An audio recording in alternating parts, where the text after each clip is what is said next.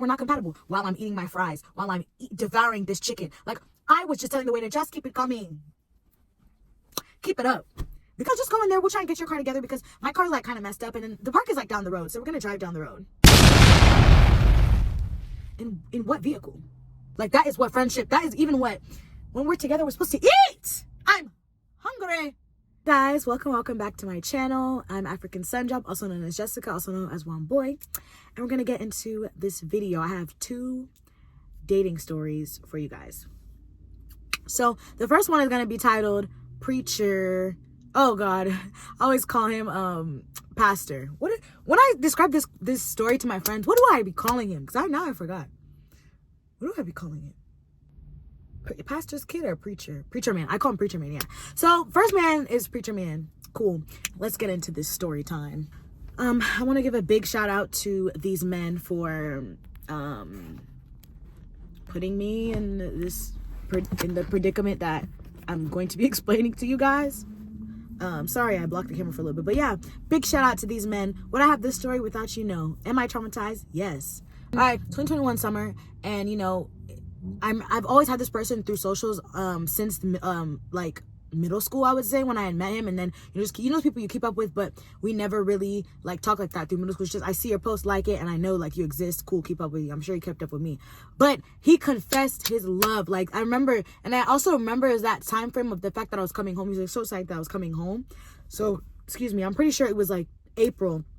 Sent me this paragraph on Instagram. He was just like, I've seen you grow throughout the years. You're beautiful. That I want to get to know you. Like, I hope I'm not coming off too rude, whatever. Like, I really feel connected to you. I want to know. I've been having my eyes on you since we were younger. And the whole essence of since we were younger also is confusing to me because I just look like a rugrat. Like, I don't know. But it was sounding like the paragraph he sent me to kind of reintroduce himself and really like want to, you know, pursue me was very, very like respectful, very cute, very sweet. So I'm not gonna lie, that paragraph sold me. And again, like I said, Instagram, like a lot of things on Instagram don't prevail in real life, but the only reason I was adamant is because he came across very well and it's someone I know. This is not a stranger. Like, there are people literally in my area who I will see their bio or they'll tell me like, I live here, woo. DM me. I'm not trying to die. Whether even if you went through my school before, whether you know so and so, I need to have like physically known you. I'm even a lot more comfortable with like just like I'm out somewhere like in my city and I meet you and the energy is really good because I'm in person. All this internet, all this internet stuff,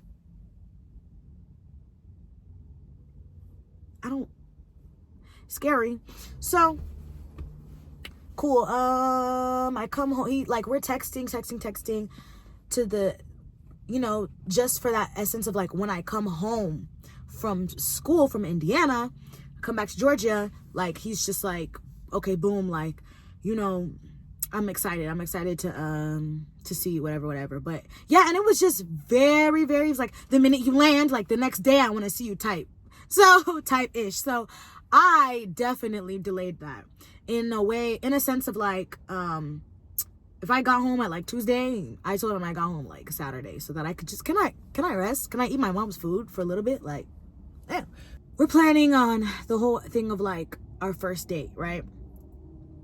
And mind you guys, just a typical thing. I even think in the sense of like courtesy of dating involves food. First of all, even like you as a man, like you're not hungry, like let's just both sit together and eat.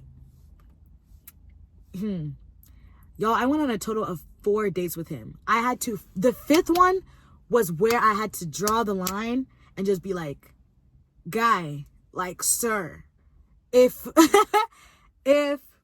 we are going to be, if you are going to be breathing in my face, chakula means food. Where is that food? Like, yo, 4 days, maybe it was even 5. I don't know but you guys, I just really gave it all the chance. So let me condense all these days. So cool. The first date, okay, so boom. So he lives, downtown area. And so I have to drive there, of course. And mind you, at this time, my car is in Indiana. So I'm driving my grandmother's car. My grandmother's car is very beat up. like always dying, just a very unpredictable car, whatever. And I even was going to work with that car, which is so confusing. Child, anyway, so I drive there, and I tell you, I'm outside of his apartment. It's a very busy road. My car, the minute I get into like where his parking garage is, the car says, doo doo doo doo doo. The car stops. That is God telling you, you don't need to see this man. You don't need to be around this person in any way, shape, or form, because the car doesn't even want to maneuver. Okay, cool. Okay. The car stops, whatever. He gets in the car that is not moving. What's going on? So I turn it on again. And first, mind you, it's hot as hell. It is. I came home May. It's like, I think it's probably like the last days of May. It's so hot. Peak heat. Also the AC is, oh my goodness. There's just so many things wrong with this. The AC is like barely working. So I saw, and I tell him like, yeah, I'm sorry, this is kind of embarrassing, whatever. Can I just park my car? And then we take your car, because we were going to a park in the city, just walk around, cool, hopefully grab food on the way. When I tell you, he's just like, oh yeah, no, just go in there. We'll try and get your car together, because my car's like kind of messed up. And then the park is like down the road. So we're going to drive down the road. In what vehicle? How? Okay, cool. We're going down this road. The car, we didn't even make it 2 lights down. The car stops again. I'm looking at him. I'm looking at God. I'm looking at the car. He's just so sure that this car is moving. All right.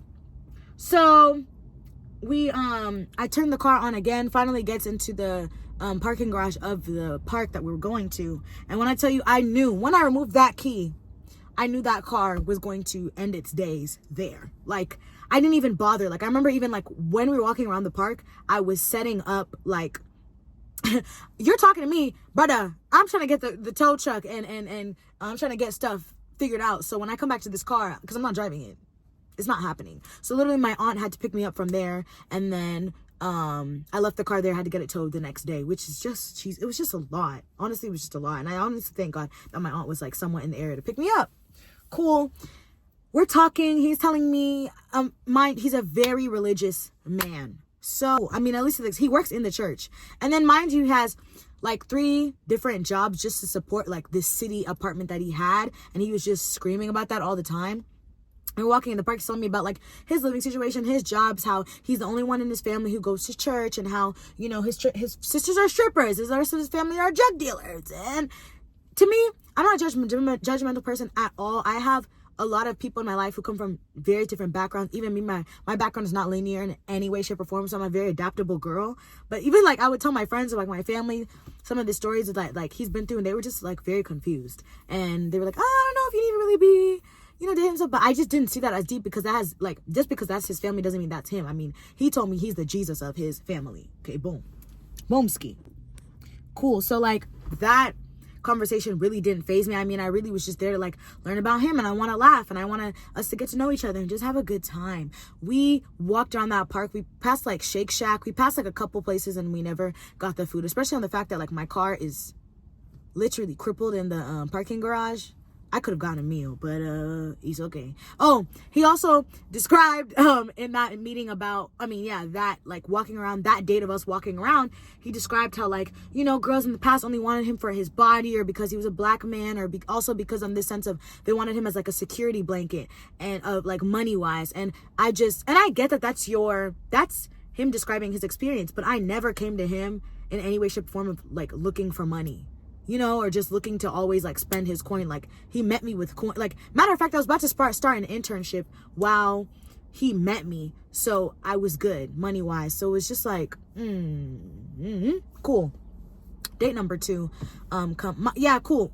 Car got towed, and then he was like, oh, I'll Uber home. Like, I have the means like to Uber home. I didn't ask, you know what I'm saying? Like, you know what I mean? Like, I don't doubt that you don't have them. You have 3 jobs, I would hope. You know, one was in ministry. I think one was at like a basketball something, and the other one, I think he had 2 jobs within ministry, and then another one somewhere else to support his lifestyle. You guys, cool. For me, I would have just deem it as like, even if you had that, but then you have those jobs, but then, you know, you're fixing your car, or you live somewhere that can sustain those 3 jobs. But like him having those 3 jobs was not helping like his living situation. He would have lived somewhere cheaper, even in like a safe area too, and I just have even 1 or 2 jobs, not stressed. But the way he was moving, It did not make sense. Cool. Second day, we walk around Midtown, very like nice area, and I dressed up and everything, and I remember just being so excited because I'm just like, oh, I'm walking, like, you know, it's very like grown, like walking around with my man, whatever, cool. Again, we drive my car because he said his car was busted up in that parking garage. Did I even see that car in that parking garage with my own eyes? No. Then we go to the parking garage. He's driving my car in there. He's like, oh, the least I can do is pay for gas. Okay, cool. He pays for the gas. I mean, but we just walked around and I got blisters on my feet. I got my pictures in. Bam, boom, bow. But like, damn, I'm hungry. We passed so many restaurants. I'm hungry. Date number 3 rolls around. It wasn't really even a date. I just went to his house to chill. We got to know each other. We played Uno. Again, like I said, yo, I can't even describe. I'm hungry. Like, brother, like, we sat in his apartment. Went to the rooftop of his apartment. Nice, but cool. Went to his apartment. I saw when he opened that fridge, it's crickets. It's flies. It's water. What do you eat? What do you be eating in here? Like, yo, even me and my brokest, people come to my home, I will try and give you a bag of chips. Some leftover chapati, something. Like, brother was hungry. Cool. Now we went to, what was it called? Wait, what was our 4th one? Oh, okay, y'all. Now, okay, I remember. So now since that was the 3rd day and I just really was like tired of being on starvation mode, even when I don't have money, women's are still eating, you know what I'm saying? So I was just like, I'm kind of, so he would text me and I wasn't really being as responsive anymore because of, I'm hungry, you know? And then, I remember he would text like when he was in, also me going to hang out with him, I would have to drive 40 minutes. So my gas and my hunger is being equated on the sense of me on the sense of me hanging out with you. That is mad. That is already crazy. So I remember he had asked me like once or twice about like when he was in my area if we could hang out, and I had told him no. And I genuinely was either tired or busy because I had just started my internship at that time frame. Now I remember he was like, the second time he had told me that he was in like, oh no, there's one day he had texted me like, oh, I wish, you know, you were over here to cuddle and stuff, which made no sense on the sense of abstinence. I thought you were practicing abstinence. You're also like in youth ministry. Like, why do you want me to come and cuddle with you? Because that's going to lead to one thing or the other. And I just felt like that was very like fake and phony, like on his part. Cause like, you know, for me, I don't mind in the sense of how I navigate my relationships. Yeah, I want to be intimate. I want to cuddle you and stuff. But what are you telling those kids? What are you telling those kids on Sunday? And what do you want to do with me on Saturday night? Doesn't add up. I was like, cuddle who? Where? A 40-minute drive to cuddle who? You're mad. Then, Tigawana. Then, Moshene. Then, you guys, I swear, he asked me to cuddle, and then he had told me he was in his area to hang out. Then I dodged it. Told me again, second time, dodged it. This 3rd time he told me he was in his area, right? He texted me, oh, I didn't want ish anyway. I didn't want shit anyway. Huh? But you did. You wanted something when you wanted me to come cuddle at your house. And you obviously wanted something now that you're in my area, you're texting me. Now, because you know how that 40 minutes hits. Because when he would drive over here, he's deeping like, damn, like, this girl really be driving to spend time with me. And I'm still hungry. So from then I said, who are you talking to? So we kind of had like a little scuffle because I'm like, why are you catching attitude with me? I'm tired. I don't want to hang out. I'm sorry. Like, I don't. Cool. Oh, well, now this last time of us hanging out, I told him, if it does not involve some French fries and a burger, my guy,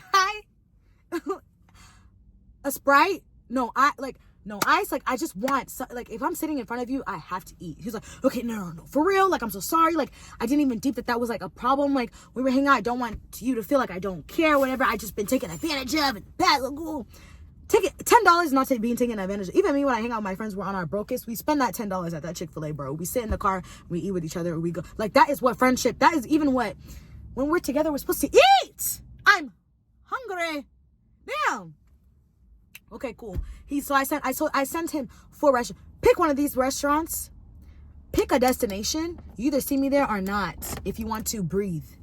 in my vicinity. Like, there's some guys I date that's not even a question about, like, whether, you know, we're eating or spending time together or, like, them spending money on me. Like, I don't have to really ask. Like, it's not saying that I'm always obligated, but that's just common courtesy in the dating sphere to me. And already, like, since I didn't know that was the type of timing he wasn't on. So that's why I was giving it a chance, because I was thinking, okay, the first day, okay, cool, we didn't do it. Second day, okay, maybe. Third day, I'm hungry still. So said, this is the fourth time. You want to see me in a real life? You want to see me in a real life? I have to eat, babes. We go to the Battery. We go to this, my favorite restaurant over there. It was, mind you, it's summer. And actually, I even have, bro, that day was so funny. Because I met up with my friend after. We were just like gisting with so many random people that night, whatever. Because I had a horrible moment before. Like I told you, it is like, at this point, it is probably July or like mid-June.